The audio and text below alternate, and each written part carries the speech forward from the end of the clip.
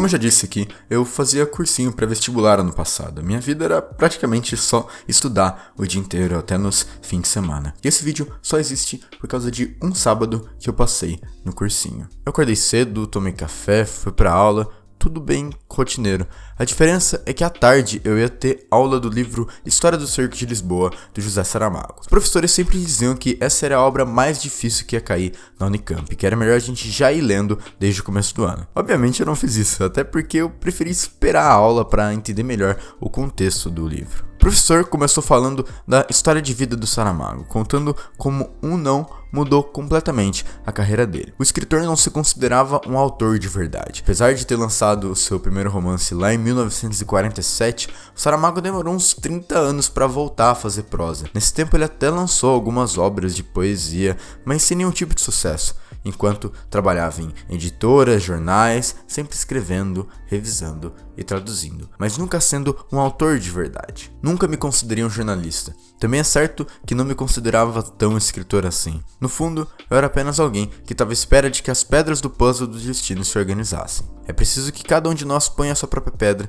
e a que eu pus foi essa: não vou procurar trabalho. Foi aí que, nos seus 57 anos, o escritor lançou Levantado do Chão, o seu primeiro livro autoral e de grande sucesso. Ele participou de uma jornada para sair da vida de um mero tradutor e pseudo-jornalista para virar um autor e um artista. E curiosamente, é sobre isso que fala o História do Cerco de Lisboa. O livro conta a vida de Raimundo Silva, um cara de meia idade revisor numa editora em Lisboa. Tudo começa quando ele decide alterar uma informação num livro que estava revisando. Tal texto tinha sido escrito por um historiador e falava sobre como os portugueses reconquistaram suas terras, tirando elas das mãos dos muçulmanos. O ponto que mudou a trajetória deles foi a ajuda dos cruzados. Não se sabia na época se eles ajudariam na tentativa de retomar Lisboa. No fim, foi o que aconteceu. Só que o revisor, de repente, decide escrever que os cruzados não ajudaram na tomada da cidade. O protagonista apenas acrescenta o não em um trecho do livro,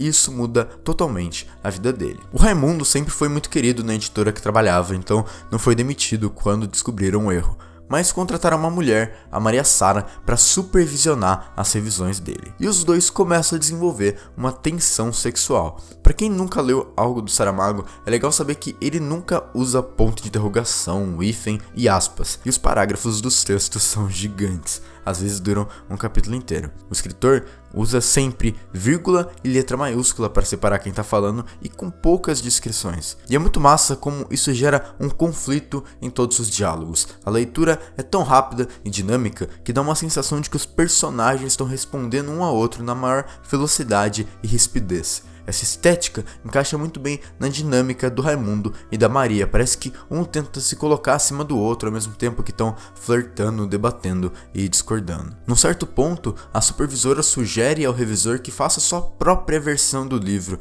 a história de como seria a conquista de Lisboa sem a ajuda dos cruzados. No começo, o Raimundo não aceita, mas um impulso atinge ele, então o protagonista começa a escrever como louco a sua versão ficcional da conquista de Lisboa. É aí que o personagem passa por sua maior transformação. O revisor entra na jornada do autorismo. Mas o melhor do livro, para mim, é como Saramago usa digressões no texto para mostrar o poder dessa mudança. Existem 3 histórias contadas em paralelo: a vida do Raimundo Silva, a verdadeira retomada de Lisboa e a versão do Raimundo sobre a retomada. O revisor começa a escrever baseado em sua própria vida. Ele cria 2 personagens fictícios, o Mogame e a Oroana, que são baseados nele mesmo e na Maria Sara. O cerco de Lisboa vira uma história de amor. O texto se torna um tipo de autobiografia, ao mesmo tempo em que é uma versão alternativa da realidade. É assim que o Saramago demonstra o poder de libertação do autorismo. É foda como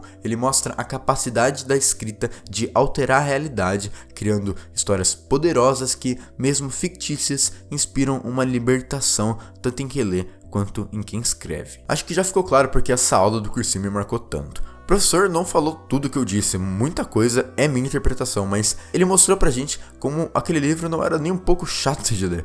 Mesmo que seja difícil se acostumar no começo, a estética de escrita do Saramago é muito interessante de conhecer, é um outro tipo de imersão na leitura. Mas o meu sábado não tinha terminado aí, porque eu ainda ia no cinema assistir Era Uma Vez em Hollywood. E assim, ou eu fui muito influenciado pela aula que eu assisti, ou foi uma coincidência gigantesca, porque eu achei as duas obras muito parecidas, principalmente depois que eu li a história do Cerco de Lisboa inteiro. Porém, como eu sei que o Tarantino não se inspirou no Saramago de forma alguma, eu quero falar primeiro sobre a principal referência dele pro filme, Sunset Boulevard, do Billy Wilder. Lançado em 1950, o filme acompanha o Joe Gillis, um roteirista fracassado que por acaso encontra a mansão de uma atriz que fazia sucesso na era do cinema mudo, mas que foi esquecida, a Norma Desmond. O protagonista então decide ajudar essa atriz a retornar aos cinemas, auxiliando na escrita de um roteiro. Tudo é um jogo de aparências. Enquanto a atriz tem uma vida baseada numa luxuosa mentira egocêntrica de que o público clama pelo seu retorno,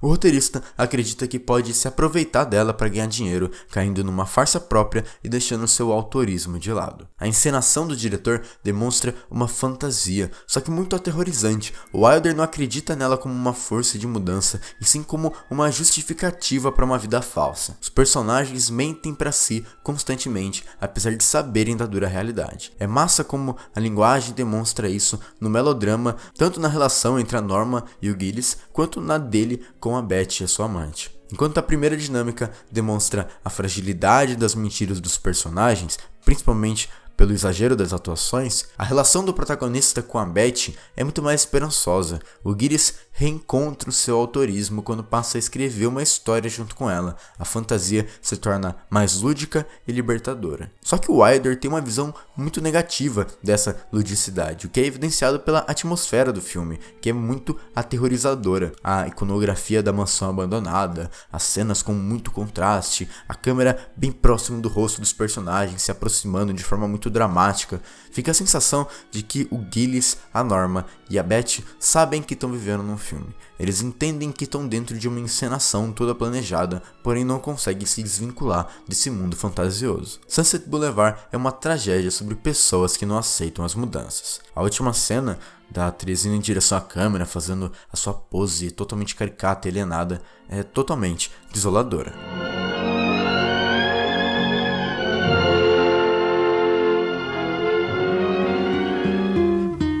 O Tarantino sempre referenciou os filmes que ele ama no cinema dele, só que o diretor nunca falou sobre cinema mesmo. Isso não era o tema principal de alguma obra que ele fez, pelo menos até o Era Uma Vez em Hollywood. Dá pra dividir o filme em 3 partes: a vida cotidiana da Sharon Tate, a família Manson e o arco de queda e ascensão do Rick Dalton, que por sua vez é dividido em várias digressões narrativas, envolvendo flashbacks, um documentário sobre a carreira dele e cenas dos filmes e séries que o personagem estrelou. E é nesses devaneios que estão algumas das semelhanças entre o filme e a história do Cerco de Lisboa. Como eu disse, o Saramago usa essas várias histórias paralelas para fortalecer a mensagem de que o autorismo na escrita é libertador. O Tarantino faz a mesma coisa, mas usando o cinema como libertação.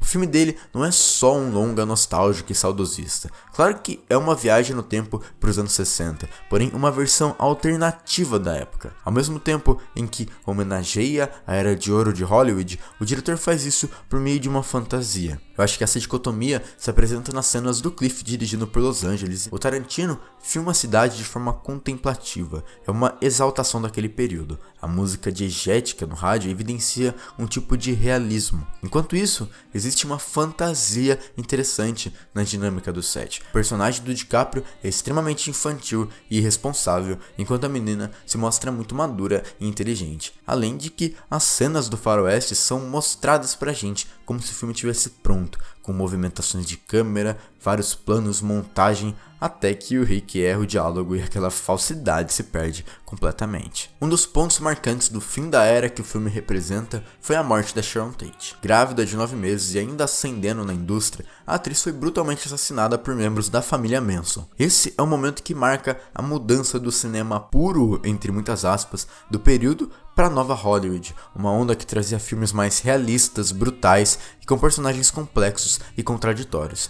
As digressões narrativas estão ali como uma espécie de transportação para o universo alternativo do filme. Até porque a gente vê cenas de filmes e séries antigas, só que com o Rick Dalton como ator, além das representações do Bruce Lee, Steve McQueen, Roman Polanski, que são sempre ficcionalizadas. A transformação do cinema reside justamente na mentira. O cinema, pro Tarantino, é a mentira mais verdadeira que existe. A falsidade cinematográfica é uma força restauradora. Por isso é tão foda a representação da Sharon Tate pela Margot Robbie. Eu já vi muita gente dizendo que ela é objetificada e sexualizada pelo diretor. Assim, eu acho que ele sexualiza sim as hippies da família Manson, mas o que eu vejo na retratação da atriz é muito mais uma pureza do que qualquer outra coisa. Claro, eu posso estar errado. Talvez esse seja o único ponto do filme que busca de verdade por um realismo. A Margot cria um tipo de anti-personagem, ela não tem um objetivo, uma falha, uma mudança durante o desenvolvimento, nada disso. A Sharon é verídica, porém ela expressa uma veracidade fantasiosa e inocente. Isso fica muito evidente pra mim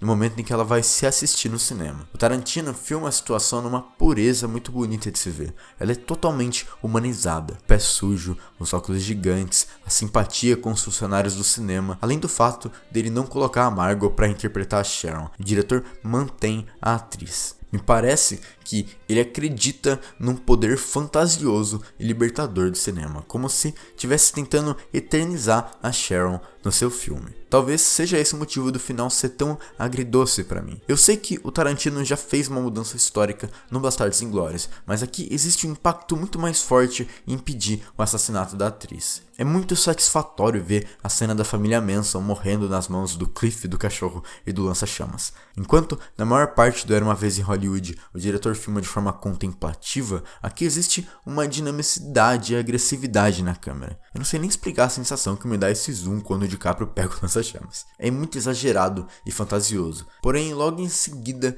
uma melancolia entra na atmosfera. Quando o Rick se encontra pela primeira vez com a Sharon, o Tarantino volta a demonstrar a contemplação e pureza, só que a gente enxerga aquele momento de forma triste, porque não foi o que aconteceu. O auge da cena é quando eles entram na casa e aparece o letreiro Era Uma Vez em Hollywood. É um conto de fadas. O cinema do Tarantino é restaurador. Ele eterniza aquela Hollywood que morreu há 50 anos junto com a Sharon Tate. Por isso, é tão triste e bonito ao mesmo tempo.